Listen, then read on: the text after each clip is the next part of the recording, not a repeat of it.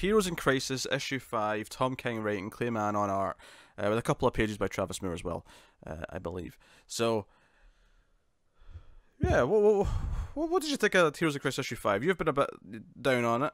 I mean, a lot of people have been down on it, admittedly, but I thought it was another issue of Heroes in Crisis. No, I mean that seriously. In that, I feel like this is possibly the most decompressed it's been. But yeah, obviously I'm not feeling it. This was another one where I'm just I'm not really feeling it. I did find Babs' voice a bit off. Maybe that was just me. There was a line of dialogue which said "Batman, you rock" or something to that effect, and it really stuck out to me as weird. Yeah, okay, so it wasn't just me. Yeah, That's no, that line was weird. That did stick out to me. So here's where you got Travis Moore from? I look at the credits page. He's in the pizza box in the fold. Oh, okay. He's in. It's weird that he's not on the front page, on the front cover. Oh sure, I mean, he's just like a fill-in, I guess. So didn't get. Yeah. But usually they still get a cover credit. I'll be honest. The only reason why I not even noticed that is because I saw him tweet that he was in the fold of the pizza box. So when I got to that page, I was like, oh yeah, there he is in the fold of the pizza box. Yeah. Okay. Yeah, 8, 12, and 13.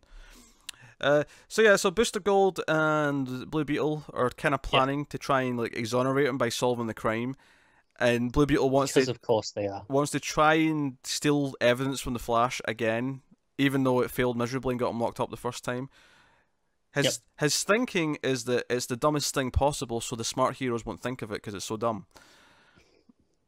I don't think he's wrong. Yeah, we have more interviews, of course, throughout as the entire series has had. Babs wants to use Skeets to try and track down Booster Gold. And again, we get that weird line where she says, Batman, you rock, with the thumbs up as well, which, I don't know, feels really weird. A little conflicted. Batman says, oh, Skeets, he's been checked, it's all fine. And obviously, we saw Skeets down with Bane, right? So, what's going on here? Yeah, I mean, Babs, like, him letting Babs have another pass because she's Oracle and is good with computers makes sense, right? Fine. Yeah. Sure. I'm not sure, though. You know, the art's typically pretty good, right? As Clayman is, right? Clayman is typically a very good artist. Drawing Batgirl, for some reason, he struggles with making it not look bulky and busty, I guess. Yeah. Like, that first page where she's kneeling down, I mean, it's not as bad as some of the pages that he's drawn with her, but there's something about her that just feels a bit much. It's definitely not as bad as the last issue, though. No, in fact, speaking of that, there's the following page, Lois is with Clark, and this is exactly the tone that he probably wanted for that last scene with Lois and Clark. You know, because it's more normal. She's in PJs, there's kind of hugging. This feels a bit more in line with what we'd have expected. But they're basically talking about the fact that the Sanctuary story's out, and how the public are starting to not trust heroes because this place exists.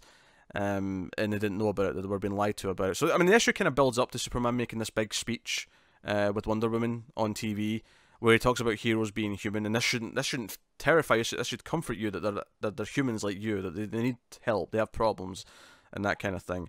Which is I think is probably the standout thing of the book, this issue. That I think people who have enjoyed the issue probably latched onto that. I think more than anything else. I would have assumed so, yes. Because it is a really good speech, really good scene. So I'll admit I did get kind of amused that Harley keeps thinking of new ways to like kill people, you know, or different words to use instead of kill, and Babs keeps having to correct and say, no, Harley, that's still killing. Yeah. It's like, oh, I'm not gonna kill them, I'll just murder them. Yeah, I get that. I was kind of into it, for the most part. So we get to Superman making this big speech, and we see like various characters around the world reacting. You know, Jim Gordon's there, Blue Devil's there. Yeah, I thought this was actually kind of a weird sequence as it went on. You know, once we get into the stuff overlaying it with all the other heroes. Well, yeah, because it's interesting to know that King was implying, it was teasing that this book has a tease for what his next book's going to be, and you know, in the same way that Mr. Miracle is a 12-issue book. Right. Okay. So people are thinking either Adam Strange or Mr. Terrific based on the page with those two. Okay.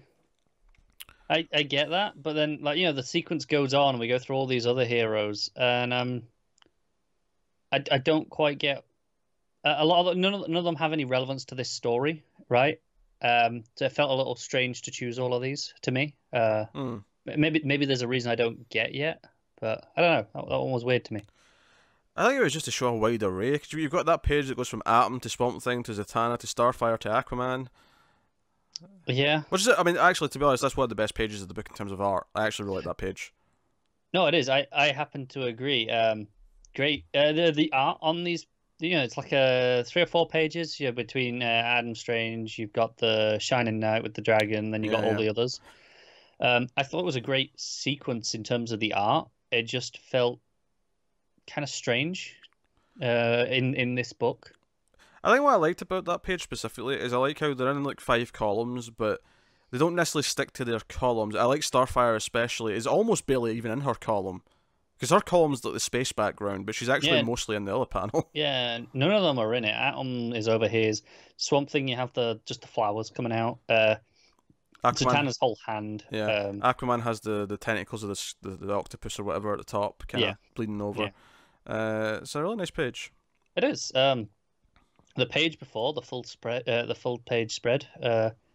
Very interesting choice, right? Yeah, like you imagine this is going to come into play at some point.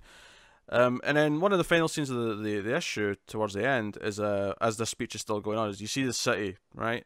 I don't actually know I'm going to assume Gotham based on the blimps, but I mean, based on the blimps and the bridges, I would agree. Yeah. So because usually you get a bat signal to tell you, or the Wayne Tower, one of the two. You get one of those things to tell you unequivocally this is Gotham City. Yeah, but I can't think of any other city that we ever see blimps. That's true. No, I can't.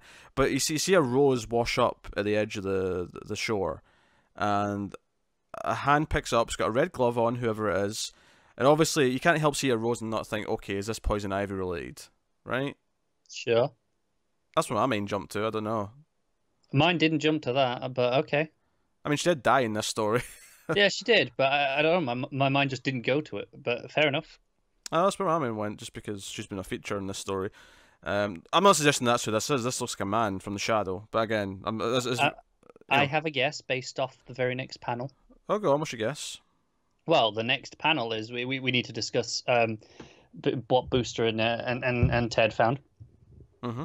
Which is that, Booster specifically is that Wally's body isn't right. It's 5 days too old. Yes. There's been some time travel shenanigans. Mm. And, I'm seeing a red glove. I got reasons to assume that this might be the time travel shenanigan Wally. Cool. If there's time travel shenanigans already in play, then us fixing this by the end is again back suddenly on the table. Easier. Yeah, it's back on the table. Now, admittedly, this week finally killed my theory that only Roy was going to be addressed in any other books. I think that unequivocally says this is not any sort of simulation. Yeah, but time malarkey still very much on the table. Yeah. It's still very much on the table.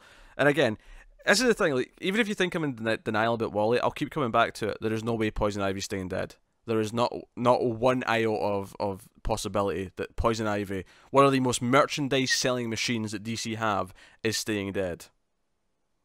We will see. You're the one who likes Poison Ivy. I do. I just want... You know how I say this all the time. I want consequences to stick in these books sometimes. Not in this book, I don't. Well, that's the thing. I'm conflicted because obviously I don't want Wally to die, but I want people to just be dead, damn it. I want consequences to stick when I feel that the death was worldly and earned. All these characters dying off panel is not a worldly death for any of them. It's not. But that bothers me almost slightly more in that it's even worse in how cheap it is, right? For the moment at the start of the story. Yeah, how cheap it is depends on... Okay, here's one of the biggest problems this book is going to have in the long run. And by the long run, I don't mean in the future. I mean for anyone who's been reading this monthly. When you get to the end and Wally's alive, it's going to have no impact. Because no one thought he was dead anyway. I think this book lives or dies for its legacy at the end. Based on what its point is. Like, what point does it make at the end? Because assumingly there's going to be a point. I would assume so. Yeah. Assumingly, that's not even a word, is it? I think I mixed up assuming with presumably and came up with I think you assumingly. did. Yeah. Yeah. But you know, presumably there's going to be this point at the end where there's going to be like a final thing. This is what the point of the story was. This is what the message it was trying to get out. And you know, maybe a big part of that is what Superman's saying in his speech is that, you know, heroes are people too, and they have fears, they have trauma, they have all these things that regular human beings do, and we have to address that. They need this kind of thing too. They need help. Yeah. And that should comfort you because it means they are more like you. They're not these separate entities who are, you know, infallible, right? That should be a comfort if you really think about it. But of course, most people won't. They'll just jump to conclusions, blah, blah, blah. I feel like if the point that is made at the end, what should stick, if there's one thing that should stick, is the point, and whatever the point is made at the end, and what the ending result of this book is, there should be a consequence that sticks from that.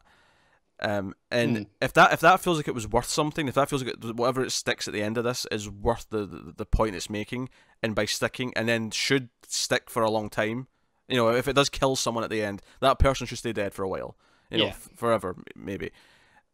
Then I think you'll look back at this and see it as to getting to that point, and therefore I think it will justify a lot of the weirdness of it. I think right now, reading this month to month, there is this weird element of they feel like shock deaths because we get one part at a time. You know, and they never do this, but it almost feels like, is this one of these things that would have just been better to put as a graphic novel? Which is weird because they don't really do those in continuity. Yeah. But maybe they should. But you know, because I'm thinking like, I mean, how many movies that exist would probably cause riots and reactions if you just put out the first 20 minutes, and like, you know, you don't get the next 20 minutes for another, you know, couple months, like, yeah. Yeah, they probably would. I mean, TV handles it very well, and maybe that's what comics should be kind of, if they're going to ape another format, they should be looking at TV and how they handle it. But yeah, and obviously, TV's come a long way over the years, as you know, as comics, of course. It's interesting to me that they've both gotten more serialized as they've gotten older, right? You know, especially in the modern digital age where it's much more accessible to go back and read stuff. Yeah, they both have, absolutely. I mean, comics kind of did it first, almost to the point of too much, when it was hard to keep track of all these things, and because comics got very continuity heavy before the trades were even a regular thing, which is a nightmare to think about. Yeah, but maybe there's a lesson to be learned where when we do our TV reviews, especially with Netflix shows, we talk a lot about how we like how when an episode feels like you get a full episode as well as being part of the larger thing. Yeah, admittedly though, sometimes it's fine if they do it the other way. If that's what they've designed it as and it works well as that, then that's fine. I think the big difference between that and a monthly comic is that you do, even when we watch them episode by episode, we do it every other day. That they're fairly quick coming, and it still functions in a way that works. I think the problem with a monthly comic like this is that it's hard not to see all these deaths as shock value in order to make people want to come back and read the next issue. And I'm going to stick up for King, and I don't necessarily think that's what he's thinking when he writes it. Like, I think he's got his final point in mind, and he wants to, like, you know, build this story up. And yeah, in his head, because he already knows the ending. Yeah, it's hard to look at it from a point of view with someone who doesn't, right? Yeah. So I feel like he's not getting with this. Oh, this'll you know, this'll make them all enraged, and they'll come back next month. Like, I don't think that's what he's thinking when he's writing it, and maybe that's a fault that he doesn't predict how people are going to take his story. It's, you know, at the earlier points. Yeah, he's certainly not the only writer to have this problem. Oh, absolutely, he's not.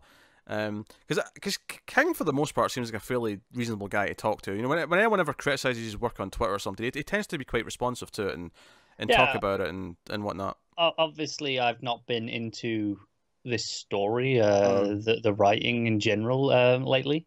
But I'm not gonna badmouth him as a person. No, he seems like a very reasonable dude. I think if he has a fault, it's that he doesn't necessarily think about people reading his book month to month and how they're going to react to each issue. Or at least if he is, he's maybe misgauging the reaction it's getting. Between this and where we've been in Batman for the last handful of issues, I definitely think it's something that he could do with looking at as he progresses in his career. Yeah, but, I mean, obviously he's still, relatively speaking, quite a new comic book writer, new to the medium. So it's only been a few years, really, when you think about it. I mean, yeah. Grayson was his first book, and that was co-writing. I mean, Yeah, I mean, he might have done a few other things smaller before. I'm not sure. It was definitely his first Oh high yeah, profile. yeah, it was his first book at DC, but he'd never done like an ongoing at Marvel or anything. Because obviously he did Vision soon after, during Grayson. I think during the tail end of Grayson. Yeah. And he did Omega Men around that time as well. And then it was right after that he was okay, Batman. I mean, the biggest book in Yeah, in exactly. comics, And or DC Comics at least. so, like I say, he's still relatively speaking a newcomer to Hmm. working in the medium. Maybe it's something that he can, look at as he goes forward. Yeah. So, and I'm aware that he's probably done a couple of indie things before he went to DC. Like, I don't need to be Sure. corrected on Yeah. that. I know that, but yeah. So, I mean, it's funny because I have liked elements of this book a lot more than you have. Yeah. This issue, like, I feel like has the best of this series with the Superman speech, and like the Wally being 5 years older than he should be was a great moment. Like that was It's like, probably the most advancement we've had on the mystery yeah. so far. When Booster said that, I was like, oh shit, right? Timey wimey, let's go.